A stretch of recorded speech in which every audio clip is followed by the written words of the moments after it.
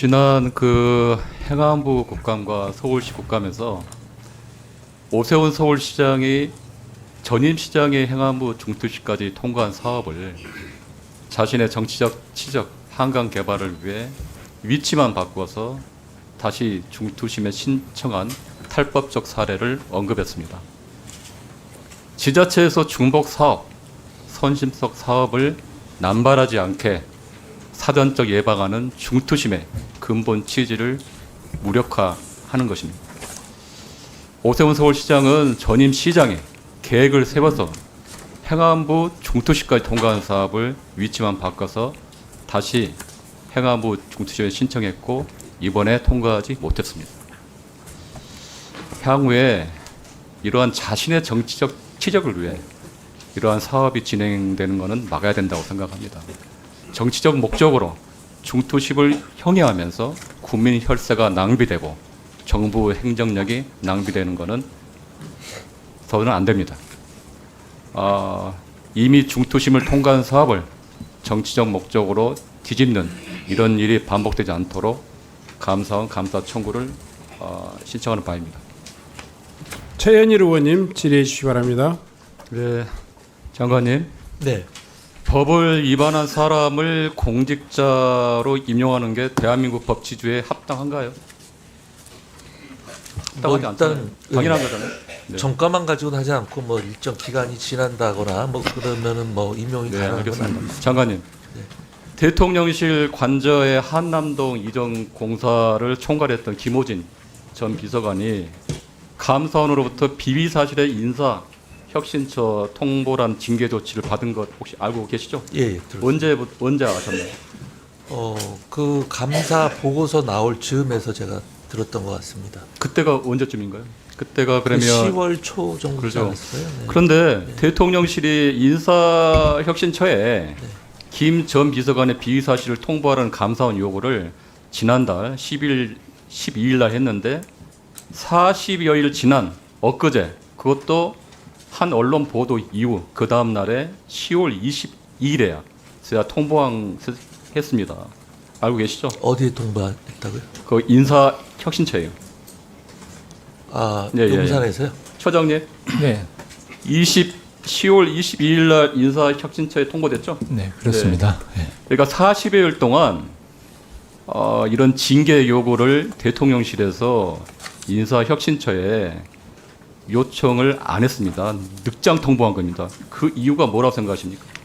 장관님. 그 내용은 제가 그건 제가 말씀드릴게요. 네네.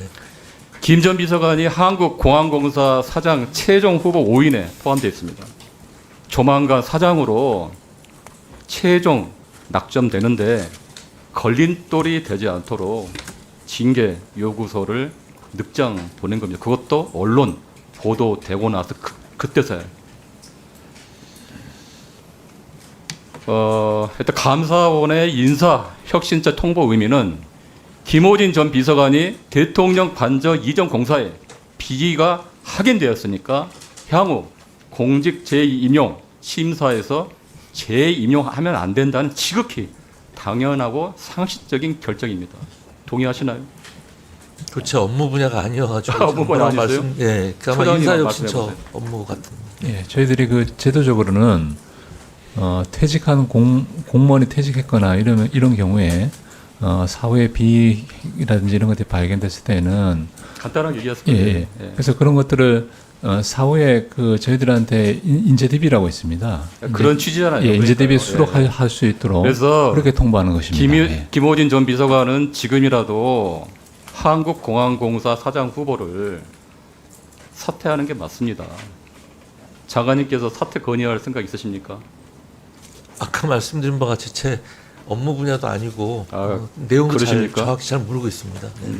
누군가는 사퇴 건의를 하는 게 나을 것 같은데. 법을 위반한 공직자가 또다시 공직에 보훈 인사 임명이 된다면 윤석열 정부는 더 이상 대한민국 법치주의, 정의와 공정을 얘기할 자격이 없습니다. 장관님, 네. 대통령 집무실 관리 이전은 윤석열 정부의 첫 번째 공식 의사결정이었습니다. 그런데 시작이 절반인데 첫 단추를 잘못 끼웠습니다. 어떻게 생각하십니까? 어떤 점 말씀하시는 거예요? 제가 말씀드릴게요. 네. 시작부터 졸속이었고 그 이후 모든 게 졸속 탈법으로 난무했습니다. 관저 위치가 육군 참모총장 공간에서 외교부 장관 공간으로 갑자기 바뀌고 그 과정에서 천공 얘기가 나오고 김건희 여사가 개입했다는 얘기가 언론에서 흘러나오기 시작했습니다. 관저 위치뿐만 아니라 공사업체 21g 선정 과정 그리고 계약 과정 그리고 중간검사에서 모든 게 감사원 결과에서 졸속 탈법이 드러났습니다. 졸속 탈법 행정의 극치를 보여줬습니다. 오늘 갤럽 조사에서 대통령 지지율이 20% 최저치를 또 기록했습니다. 현 정부의 국정 운영에 대한 국민의 냉엄한 평가가 있다고 봅니다. 장관님, 한 나라의 국가 원수이자 행정부 수반이 대통령의 첫 의사결정이 이 정도이니까 임기 절반이 지난 지금 대한민국의 수많은 주요 의사결정들이 불투명하고 수많은 논란과 억측으로 휩싸이는 것 아니겠습니까? 국민들의 걱정과 불안을 덜어줘야 한다고 생각합니다. 장관님, 이제라도 남은 임기 동안 윤석열 정부가 성공한 정부로서 국민의 눈높이에서 투명하고 공명정대한 의사결정, 제대로 정치를 펼쳐가도록 행정각부의 맏형 행안부 장관으로서 책임 있는 모습을 보여주길 바랍니다. 그리고 현 정부에는 쓴소리를 하는 강요와 참모가 도저히 보이지가 않습니다. 장관님께서 이제라도 쓴소리도 마다 않는 용기와 기백의 모습을 선도적으로 보여주시기 바랍니다. 그렇게 해주시겠습니까? 네, 의원님 말씀 잘 유념하겠습니다. 김강동 위원장님, 예, 우리나라는 법치주의 국가죠? 예, 그렇습니다. 지금 공직자시죠? 공무원 선서했죠? 네, 공무원 선서했죠? 예, 했습니다. 화면 내보겠습니다. 5.18 민주화운동 보상법에는 헌정질서 파괴범죄 반인도적 범죄에 대항하여 시민들 정기한 민주화운동이라 했습니다. 아까 말씀하신 5.18은 민주화운동 맞죠? 네, 맞습니다. 시민들 정기한 민주화운동이죠? 네, 그렇습니다. 역사적으로 입증된 부분입니다. 그런데 지금 공직자가 법률에도 없고 대법원까지 명예훼손이라고 최종 판시한 사실을 부정하고 음모론을 언급해도 됩니까? 아까 조금 전에 보니까 북한 개입 가능성에 대해서 다시 말을 바꿔가지고 사실을 확인할 수 없다고 했는데 말장난이죠. 최현일 의원님, 제가 네, 20초만 말씀할 수 있게 해주십시오. 10초만 하세요. 그 쟁점이 당시에 어떤 학회 토론회에서 북한군이 광주 민주화운동에 개입했냐. 그래서 단호하게 그렇지 않다. 그건 이미 확인된 사실이고 입증되지 않았다라고 말씀했습니다. 그랬더니 패널이었는지 기자 한 분이 그럼 북한 자체도 여기에 개입했다고 보지 않냐. 그래서 그것까지 내가 어떻게 알 수 있냐. 그건 확인되지 않는다. 지금 시간이 없어서요. 네. 1분만 더 쓰겠습니다. 좀 이따 나중에 좀 뺄게요. 그 시간을요. 위원장이 생각하는 확인할 수 있는 방법. 북한이 개입할 수 있다는. 저는 말씀드려도 되겠습니까? 북한이 한국의 민주화 운동을 왜곡시키려고 많은 노력을 했다라고 알고 있습니다. 그 노력에도 불구하고 광주에서 거기에 흔들리거나 휘둘리지 않았다고 보여집니다. 그래서 당시에 뭐 여러 가지 그 북한이 대한민국에 대해서 적대적인 혹은 왜곡적인 활동을 했다라고 그거를 배제할 수 없기 때문에 그것을 극복하고 민주화 운동으로 일관되게 이끌어냈다라는 취지였습니다. 예, 영상을 잠깐 보겠습니다. 네, 틀어주세요. 입장을 했습니다만 파면 사과 정도가 아니라 대한민국을 떠나 어디로 보내버리고 싶은 마음이 가득합니다. 소년이 온다 모티브가 된 주인공의 어머니는 노벨상을 받았다는 소식을 듣고 엉엉 울었다는 얘기를 들었습니다. 한강 작가의 노벨상 수상은 단순히 상 하나 더 받은 게 아니라 광주에 그동안 5.18을 폄하했거나 이런 사람들에게 지구를 떠나라는 메시지였다고 생각합니다. 광주광역시장이 광주 시민을 대표해서 그 위원장님에 대해서 발언한 내용입니다. 그러니까 법을 따르지 않고 왜곡을 일삼는 사람은 대한민국 공직자 자리에 있어서는 안 됩니다. PPT요. 예. 독일에서는 나치를 찬양하면 처벌합니다. 나치의 집다락선을 찬양하거나 부인하거나 심지어 경시하기만 해도 5년 이하의 징역을 받습니다. 우리나라도 이런 규정이 필요합니다. 예, 전체주의에 동조하거나 한다면은 그건 처벌해야 된다고 생각합니다. 예, 전적으로 동의합니다. 발언이 거기에 해당한다고 생각하지 않으세요? 저는 아까 말씀드렸듯이 알겠습니다. 민주화 운동을 왜곡하려고 했던 위원장님은 5.18 민주화 운동을 보지도 않았고요, 겪지도 않았고 또 4.3 사건에서 좌에게 무장 폭동이라고 했습니다. 대한민국 법률을 무시하는 망언을 하고 그런 분이 지구영화위원회 위원장이니까 과거사 해결이 제대로 될 리가 만무하죠. 위원장님, 제가 한번 다시 한번 말씀드릴게요. 5.18 민주화운동 4.3 사건 피해자와 유족분들께 사과할 생각 있습니까? 저는 민주화 운동과 4.3에서 입은 14,000여 명의 피해자에 대해서 일관되게 커다란 희생을 입었다라고 알고 있고 그렇게 표현해 왔습니다. 사퇴할 생각은 있습니까? 그 자리에 있지 않고 지금이라도 사퇴할 생각 있습니까?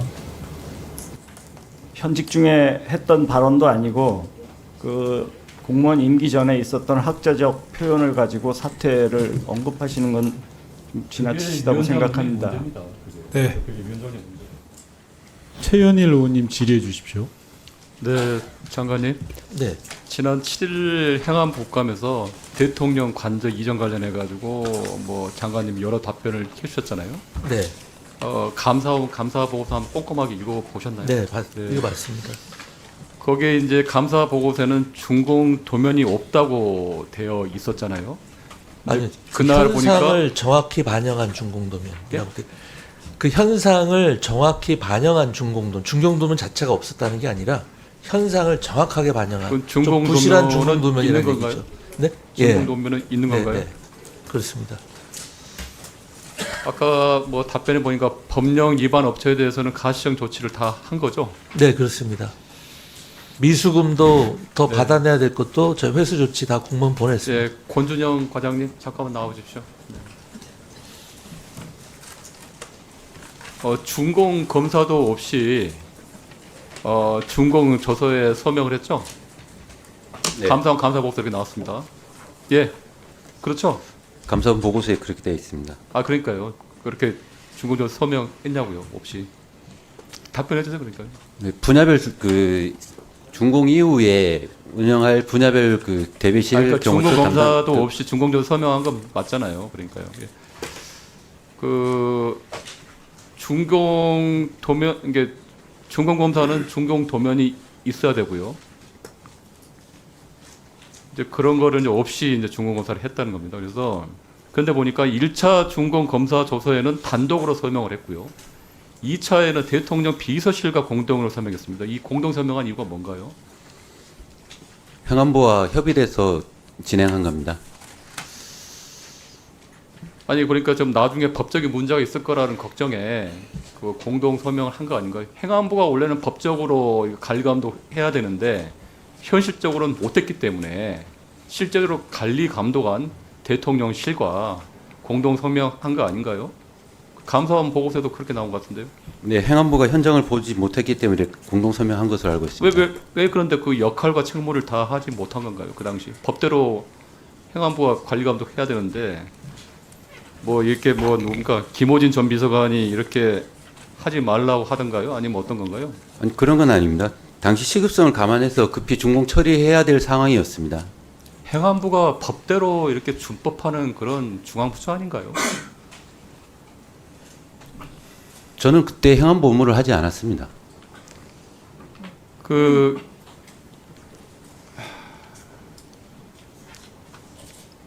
김호진 전 비서관이 준공검사 없이 뭐 준공검사 서명하라고 이렇게 서명한 것을 알고 있었나요? 아니면 지시를 했나요?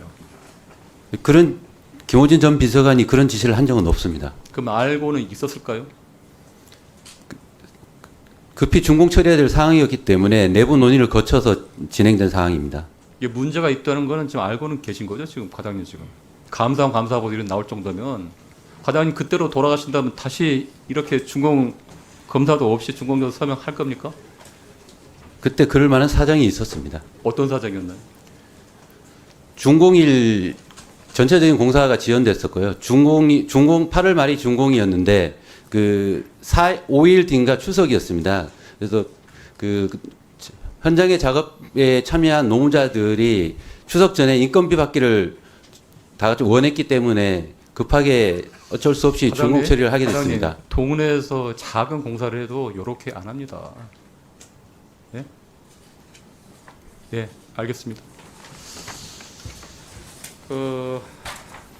장관님, 네.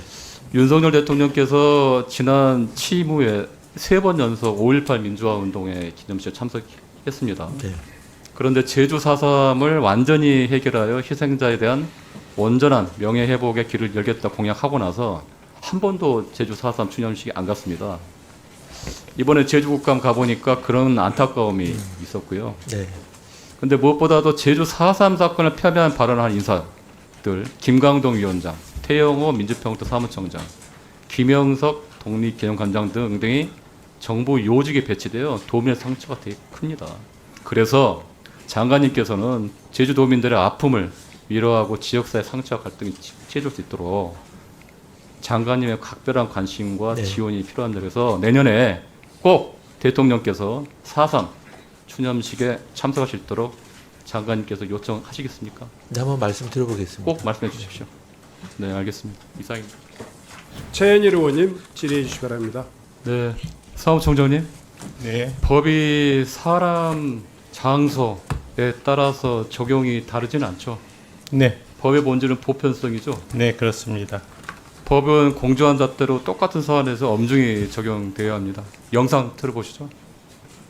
올해 초 경북 구미현 마라톤 동호회 행사장 한 남성이 제사상 앞에 절을 하고 있습니다. 동호회 회원이자 지역구 국회의원인 국민의힘 구자근 의원입니다. 구 의원이 여기서 돼지머리에 꽂은 5만 원이 문제가 됐습니다. 기부행위를 했다며 선거법 위반으로 고발된 겁니다. 경찰은 사회 상규에 어긋나지 않는다는 이유 등으로 혐의 없음 의견을 2차례 냈는데 검찰이 거듭 재수사 요청을 했습니다. 경찰은 결국 지난달 구 의원을 불구속 송치했습니다. 선거법은 액수를 불문하고 정치인의 기부 행위를 금지하고 있습니다. 2012년엔 경기도 양주시 의회 한 의원이 안전기원제에서 돼지머리에 5만 원권을 꽂았다가 1심에서 의원직 상실형인 벌금 200만 원을 선고받았고 2심에서 벌금 80만 원이 확정됐습니다. 총장님, 서대문 구청장 그 사안하고 똑같잖아요. 예, 어떻게 생각하십니까? 네. 지금 5만 원 저 기부행위에 대한 간단하게. 내용은 네, 똑같은데 저희가 이제 이거 할 때 그 기부행위가 이루어진 동기, 행사의 목적, 그 그다음에 선관위가 직권조사를 해서 다시 한번 검토해야 되는 거 아닌가 이거? 지금 이 사건은 이미 저희가 서면 경고를 했었던 사건으로 아, 알고 있습니다. 했습니까? 예. 그리고 서면 경고를 한 지금 사건. 총장님, 네. 정치인은 기부행위 상시금지죠? 네. 정치인들은 기부행위 상시금지입니다. 네. 예, 예. 그 안에 단체장이 포함되죠? 네. 이게 공직선거가 없는 때라도 언제나 금지되는 거잖아요. 네. 근데 이제 그 그렇죠? 사안의 경중을 이제 그렇잖아요. 따져서 하는 그렇죠. 겁니다. 예. 그게 근데 아니 정치인이라면 누구나 네. 알고 있는 사안입니다. 특히 돼지머리에 돈을 꽂는 거는요 불문율이에요. 이거는 누구나 이거 정치인이라면 알고 있는 상식입니다. 청장님, 예. 서대문구청장 그 사건 요 사안을 보고 뭔 차이라고 생각합니까? 같은 경찰청이 여기 구자근 의원 같은 경우는 2번이나 이제 무혐의 처리했다가 결국은 기소를 했잖아요. 요 사안하고 뭔 차이입니까 이게? 단체장이라는 거하고 국회의원이라는 그거 말고는 없고요. 단체장도 그 상시 공직선거 없는 때라도 정치인이기 때문에 금지되는 겁니다. 근데 그게 그 모든 그 수사는 제가 오전에도 말씀드렸지만 어떤 사안을 확정하고 그걸 법률적으로 평가하는 단계가 두 단계로 나눠지는데 근데 그게 일면 보기가 똑같은 케이스를 하더라도 실제로 들여다보면은 평가해야 될 요소들이 다른 경우들이 왕왕 있습니다. 그 청장님이 그렇게 말씀을 하시더라도 이게 이해가 안 돼요. 경찰에 대한 신뢰만 떨어뜨리는 그런 경우라 보고요. 지금이라도 경찰청장님이 재수사를 다시 해서 이런 부분을 다시 엄중하게 하는 게 맞다고 봅니다. 최현일 의원님 질의해 주시기 바랍니다. 네, 장관님. 그 행안부가 관장하는 국가 융합막 사업 지금 어떻게 진행될까요? 국가 무슨 사업이요? 융합막 사업이요. 융합망 사업. 융합망. 예, 예. 네네네. 지금 어떻게 진행되고 있나요, 지금? 그게 잠깐만요. 최근에 그 작년인가요? 네네. 2022년도 8월달에 정부 서울청사 인천 경기에서 네네. 서비스가 중단된 사건이 있었죠. 예예. 그래가지고 뭐 통신 서비스 장애가 생기고요. 네. 여러 건의 사고가 생겼습니다. 그게 아마 이제 이 통신망 장애를 최소화하려면 네. 통신 사업자를 이원화하고 예, 그렇습니다. 각 기관의 회선도 이원화 시스템을 구축해야 된다는 데에서는 위험을 분산해야 된다. 네. 그거에 대해서는 아마 공감대가 있는 것 같고요. 그 이제 현재 근데 국가 융합망은 1망과 2망이 불균형하게 구성되어 있고 51개 공공기관 중에 30여 개 기관에 800여 개 해선이 하나의 망에만 연계되어 있습니다. 그렇습니다. 그리고 통신망 사업을 취업할 수가 없는데, 근데 이제 무엇보다도 이제 담당 기관과 운영 인력 부족하다고 하더라고요. 네. 지금 행안부 산하의 국가정보자원관리원에서 한개팀 4명이 전담하고 있습니다. 3,468회선을 말입니다. 네. 그러면 행안부 본부에 전담 조직을 만들고 인력도 확충하고 그렇게 해야 되는 거 아닌가요? 뭐 그런 방안도 생각해 볼 수 있는데요.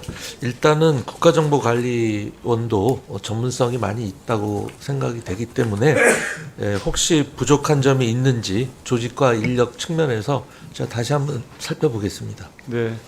그래서 이제 뭐 차기 사업이 뭐 2026년부터 뭐 시작된다 하는데 여러한 문제들이나 걱정 그것들을 잘 살펴가지고요. 정보와 전략 계획을 수립하는데 잘 해주시기 바랍니다. 네, 알겠습니다.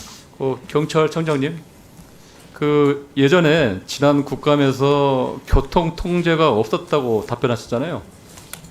근데 서울청 국감에서 서울청장이 교통 통제를 했다는 사실이 밝혀졌습니다. 그러니까 서울경찰청장은 교통 통제가 아니라 교통 관리였다라고 이제 좀 말도 안 되는 이제 궤변을 했어요.